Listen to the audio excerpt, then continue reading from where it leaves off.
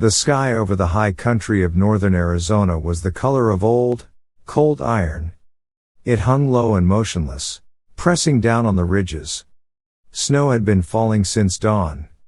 Not in a flurry, but as a persistent, whispering veil that erased the line between the earth and the heavens. It wasn't a storm that screamed. It was worse. It was a quiet, suffocating presence. Down in the basin, where the land gave just enough to support a life, Jonathan Cole was splitting pine. The only sound was the steady chop of an axe into wood, followed by the sharp, biting whistle of the wind. The axe handle was slick with ice in his gloved hands. His shoulders burned with a cold that seeped past the wool of his coat, a cold that felt like it was settling deep in his bones.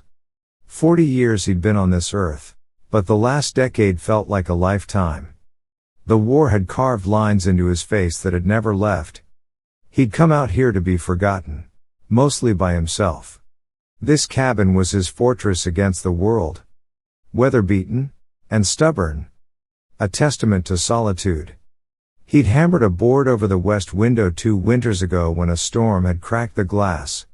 4 winters before that, he'd buried the last of his dogs out back, under the big juniper. There were no visitors. There were no neighbors. Just the trees, the ice, and the silent, grinding work of staying alive. He lived here because the silence was loud enough to drown out the memories. That was the point. And then, a sound? Faint, unnatural. A crunching in the snow. He froze. Axe held midway in its arc. His head lifted, his gaze fixed on the dense woods that bordered his property. It wasn't the sound of a deer or an elk. The rhythm was wrong. It was the sound of something struggling. His first thought was trouble. A drifter, maybe. Or someone who'd taken a wrong turn off the trail from Flagstaff, desperate and unpredictable. He didn't move. He just listened. His back a rigid line of caution, his boots planted in the accumulating drift. Then, she emerged from the curtain of snow. A woman. Impossibly thin. She wore a simple buckskin dress, the hem torn and whipping in the wind. Her feet were bare. They plunged into the snow with each agonizing step as she fought her way toward his porch. Her hair was a river of black ink against the stark white landscape, pulled into a single, thick braid. Her face was etched with windburn and a profound exhaustion. She was native. Apache, his mind supplied instantly. A knot of caution tightened in his belly. Not out of malice, he'd left those kinds of judgments behind in the war, but out of a deep-seated understanding of this land. An Apache woman did not find herself alone, barefoot, in the heart of winter, miles from any settlement. Unless something had gone terribly wrong. The thought surfaced, cold and practical. She could be a decoy. Others could be waiting in the trees. But as she drew closer, her legs buckling, that thought began to fray. Her face held no deception. It was a raw mask of terror and depletion. She fell to her knees not 20 feet from his porch steps. Her hands sank into the snow, her body swaying as if the last of her strength had just bled out into the frozen ground. He watched for one more heartbeat. Every instinct he'd honed for years screamed at him to step back inside, to bolt the door and let the wilderness claim what it was owed. She was not his problem. His quiet was his survival. Then, she lifted her head. Her eyes found his. A voice, thin and chapped with cold, was barely a whisper. "Please. Let me come inside." John's jaw set like stone. He remained motionless. I can pay you." The promise of a poor woman. But a promise still. He saw it then. She had nothing. No pack, no weapon, no shoes. Just the thin dress and the braid and the fierce, dying ember of pride in her eyes. Her fingers were turning a bruised shade of red. Her bare toes, buried in the snow, must have been screaming with a pain like fire. He thought of the warmth inside, of the stew simmering on his stove. He thought of turning his back, of the simple act of walking away. By morning, the snow would cover her completely. No one would ever know. No risk. No complication. But he didn't turn away. He'd seen enough people die alone in the cold mud of foreign lands. He wouldn't watch it happen in his own yard. He took a step forward. Then another. He knelt beside her, his movements slow, deliberate. She didn't recoil.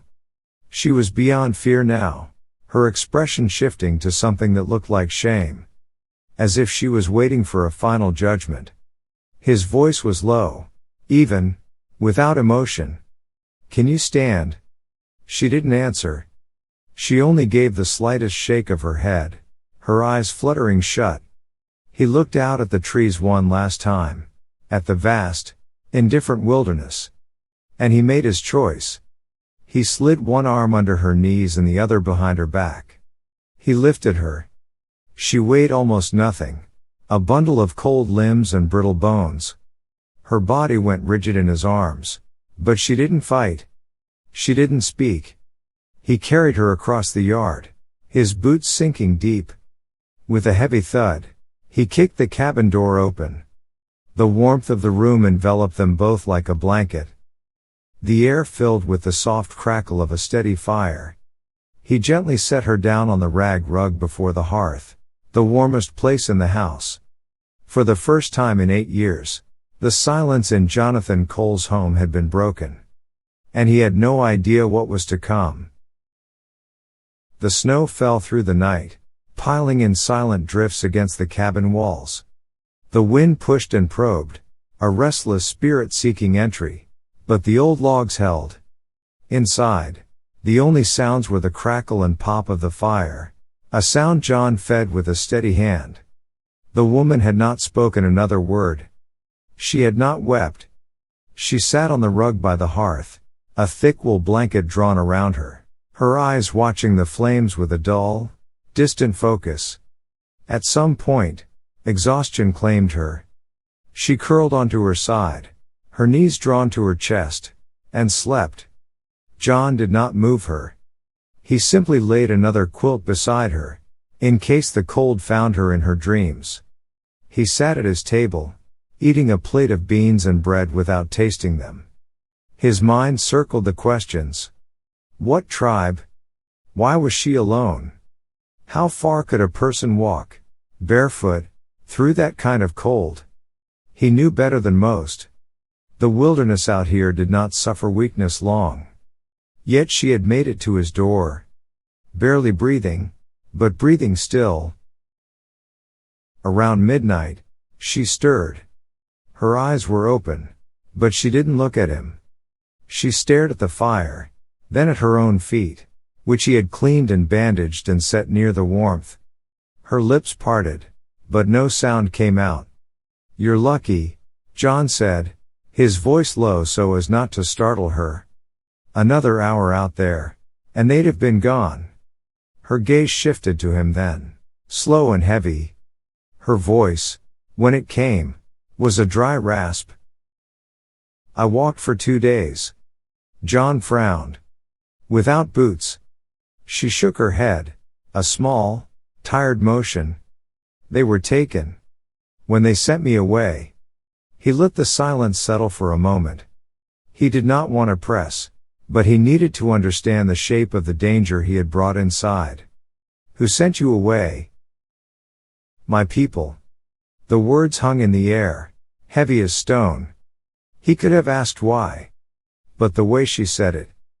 It was not a plea for sympathy.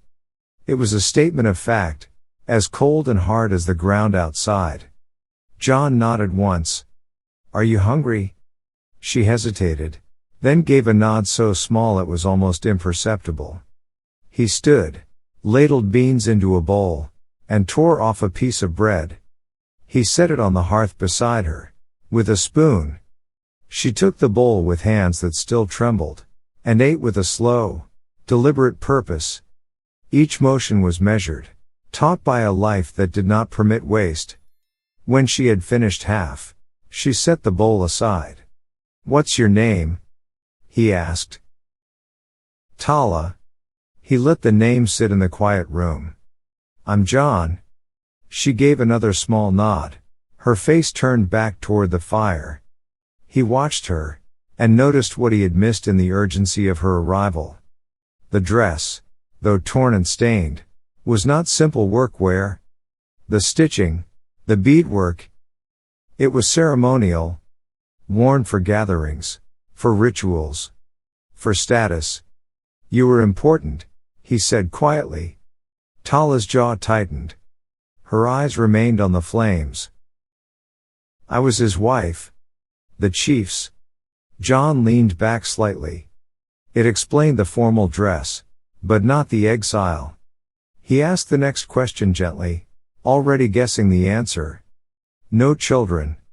She looked at him then, her eyes sharp, defensive.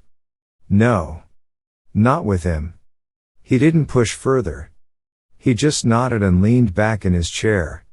"You can stay," he said, his voice firm. "Until the weather breaks." She did not thank him. She simply nodded once, a quiet acknowledgement. He hadn't expected thanks. Survival was what mattered, and she understood that as well as he did. Later, he unrolled a spare cot and set it up across the room. He watched as she stood, testing her weight on her injured feet, her face tight with pain she refused to voice. He was surprised by her stillness, her endurance. He turned away, to give her a measure of privacy as she lay down. Then, she spoke again, her voice soft in the dim light. "You're alone, too." It wasn't a question. It was an observation. He looked over at her form, a shadow beneath the quilts. He nodded. 8 years.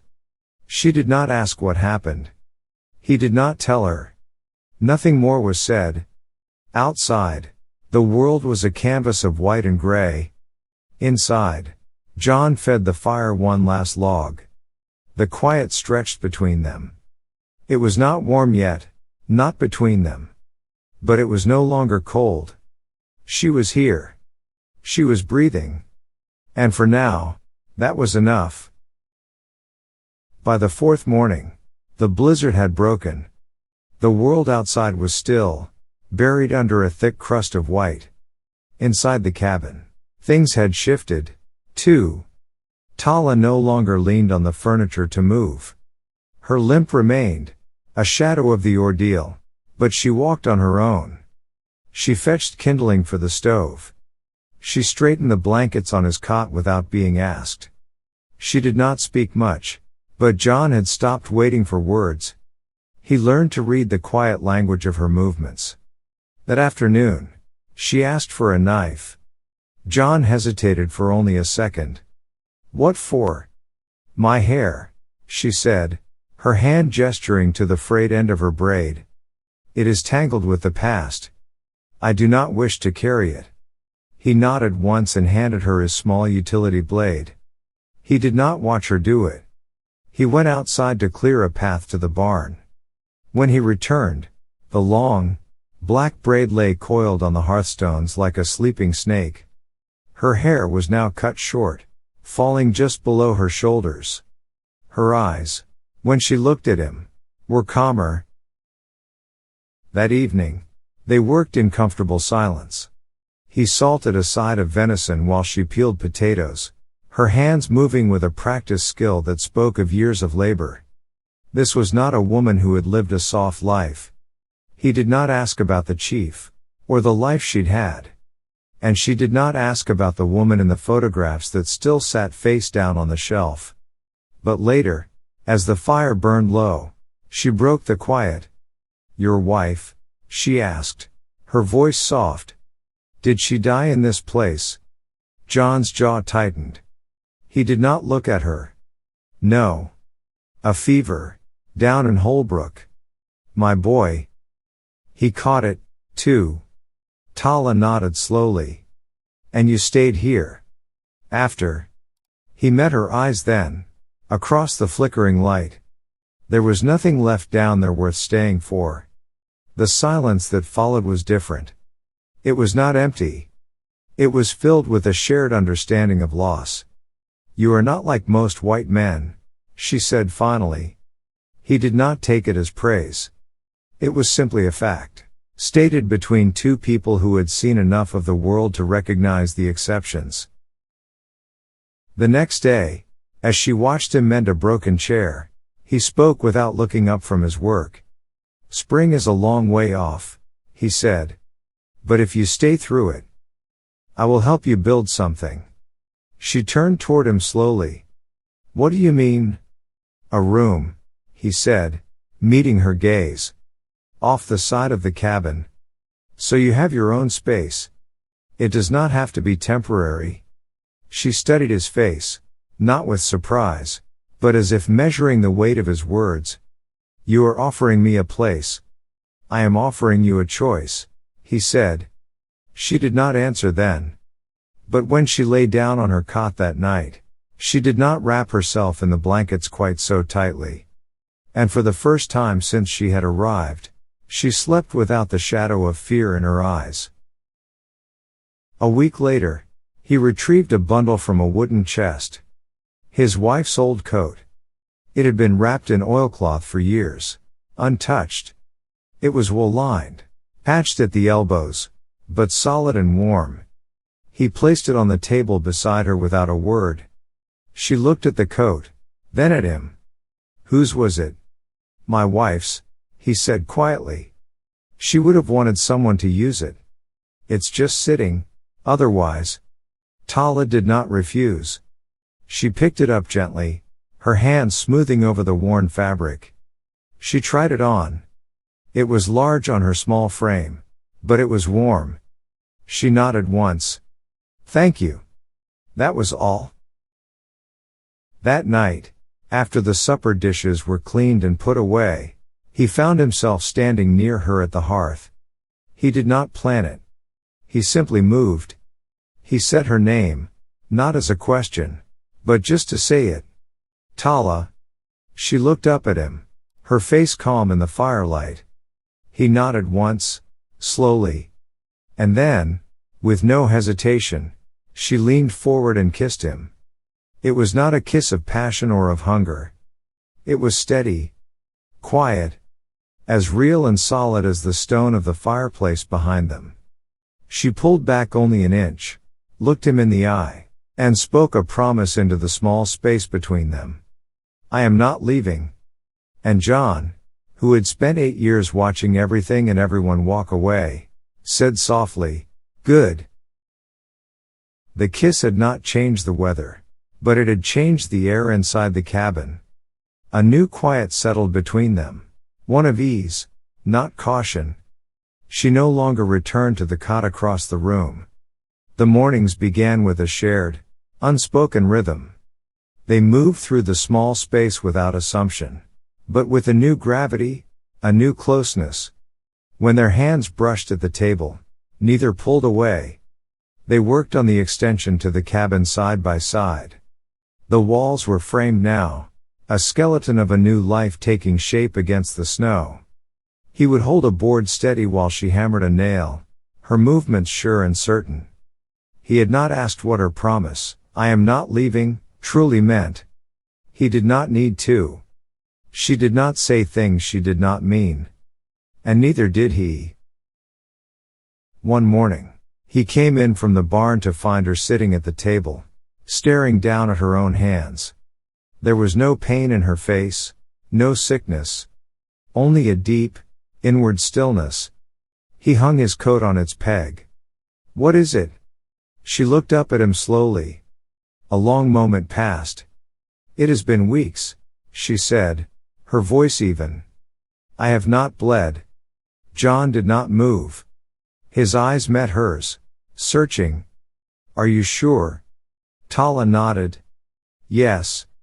The fire crackled, filling the sudden, heavy silence. He crossed the room, pulled out the chair opposite her, and sat.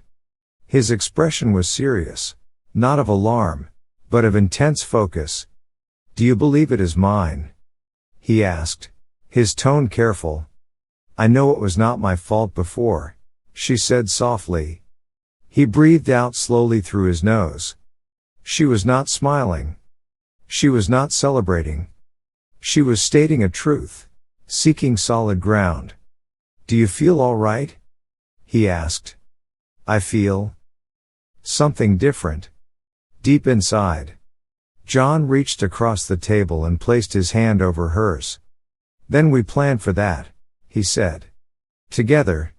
She turned her hand in his and gripped it, once, tightly.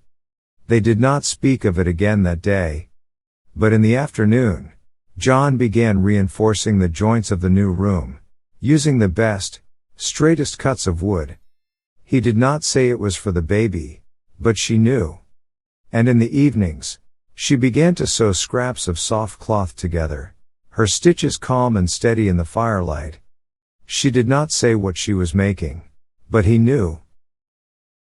A few days later, as they prepared to check his trap lines, he asked a question he had been turning over. "You said no one knew about the first child. The one you lost." Tala paused, buttoning the wool coat he had given her. "That is right. Do you want people to know about this one?" She looked out the small window toward the distant ridges. "Not people," she said. "Just one." He waited. "My mother. She is still with the tribe. She did not have the power to stop my exile.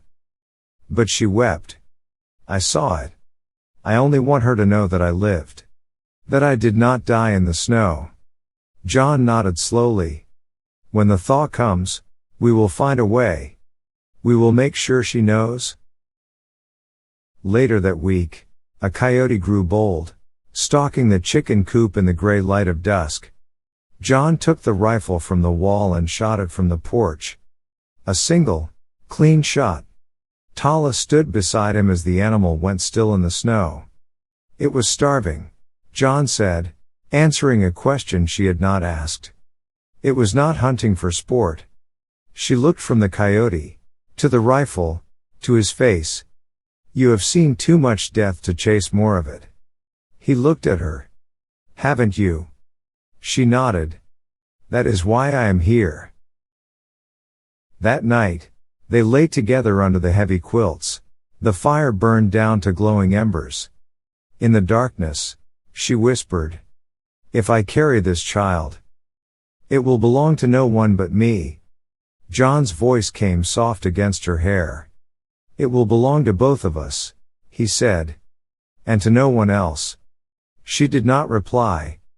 But she settled against him, a final tension leaving her body.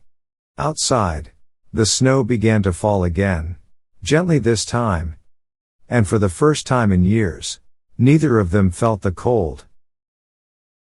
The thaw came as it always did in the high country. Not as a sudden warmth, but in small, quiet signs. Icicles on the cabin roof weeping in the midday sun. The hard crust of snow softening underfoot. The distant, growing sound of running water. The world was slowly waking from its white slumber. Inside the cabin, life had settled into a rhythm that needed no words. His work shirts hung on a line beside her mended dress. Her sewing basket sat by the hearth. The new room he had built was finished, the floor smelling of fresh sawdust, and on the small shelf he'd made for her sat the tiny wooden carving his own mother had given him long ago. Tala moved slower now. Her belly had rounded, a gentle, visible swell beneath her clothes.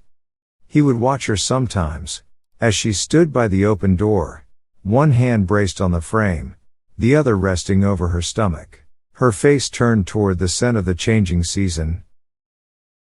One afternoon, they walked together down the slope, following the trail as it softened toward the valley.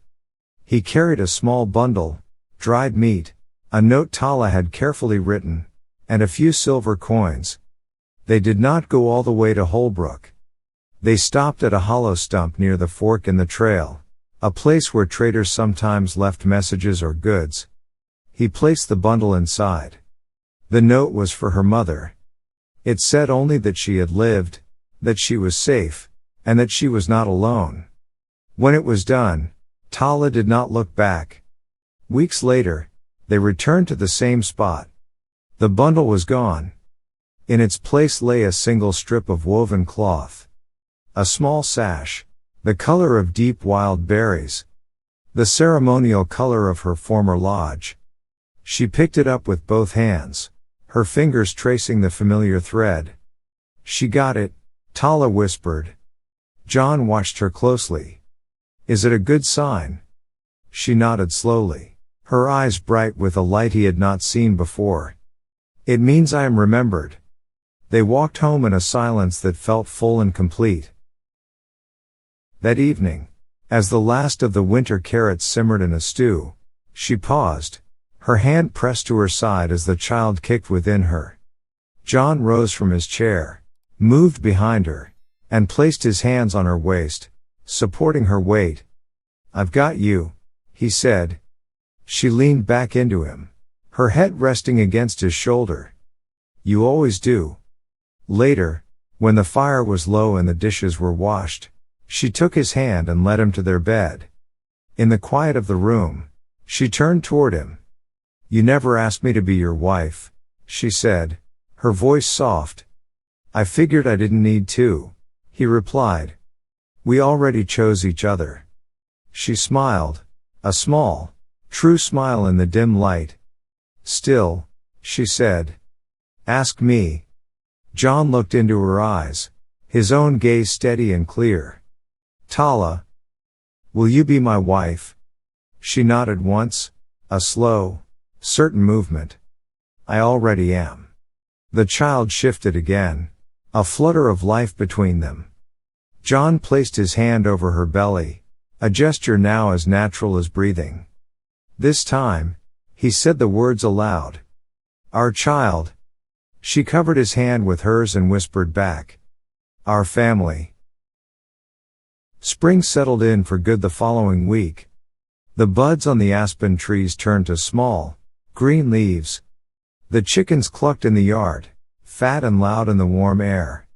And the cabin, once a fortress of solitude and grief, was now simply a home, rooted, lived in, alive. Tala stayed. John stayed. The child would be born in a few short moons, in the room they built together. In a house where no one would be cast out. In this place, there were no titles, no demands, only presence, and choice, and care. And for the first time in both their lives, that was enough.